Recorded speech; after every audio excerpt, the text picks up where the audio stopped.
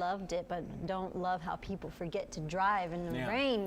It was, you know, we had it in the forecast. If I could change two things, it would be one, the totals. It kind of piled up a little bit more in places like Flower Bluff. The front that initiated it was a little more to the south than I anticipated, and the other would have been to throw out a weather impact alert for this morning, especially. In a lot of those coastal areas. Again, the coverage really wasn't a ton. It just piled up very quickly because of this stationary boundary. At 6 o'clock, we're going to dive into where this was this morning and why it produced the rain the way that it did. Right now, it's starting to get a little further away from the coast, so we've seen some of that activity move inland, but this was the culprit for this morning's rain. This week, we're not going to just drop all of the rain chances completely out of the forecast. We will have more rounds of upper atmosphere energy coming through. Earlier, we were talking about that storm chance Tuesday night into Wednesday morning.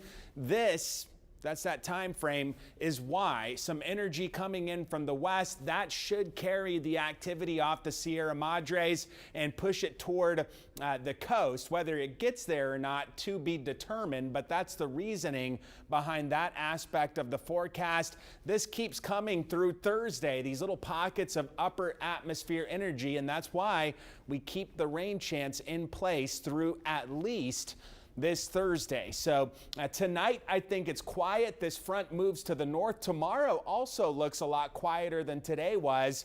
Just an isolated shower possible, but into the afternoon, we will see these storms start to pop up in the Sierra Madres. They will then move to the east, so it's possible places like Cotulla, maybe even San Antonio by 10 are in the crosshairs of some shower or thunderstorm activity, and it's also possible that this continues to the east. This is our in-house forecast model. Not all of the modeling is showing this, but this is the time of year that we'll see stuff flare up off the Sierra Madres, and sometimes it can work toward the coast. So we'll keep our eyes on that. The chance isn't terribly high, but it is showing up in some of the data. Isolated stuff again in play on Wednesday, and we'll keep an eye out again for another one of those Sierra Madre thunderstorms. So the rain chances, again, they're not crazy high.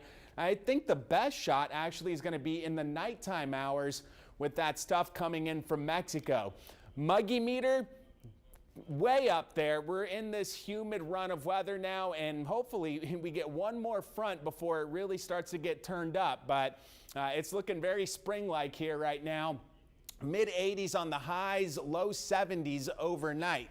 Tonight, mostly cloudy. We've got the meteor shower. I know I'm not talking about it because the clouds, I think, is going to be too thick to really see much. Southeast breeze 6 to 12 miles per hour. Tomorrow 84. Some isolated stuff still in play. Southeast breeze 10 to 20 miles per hour. Water won't be overly choppy, but choppier than today. Elevated rip current risk with 7 seconds on the wave period coming in. Again, I do have that chance for a storm Tuesday night into Wednesday morning, and somewhat unsettled through Thursday. Then the winds pick up for the weekend, gets a lot breezier, mid-80s under partly cloudy skies Saturday, Sunday. More 3 News at 5 after this.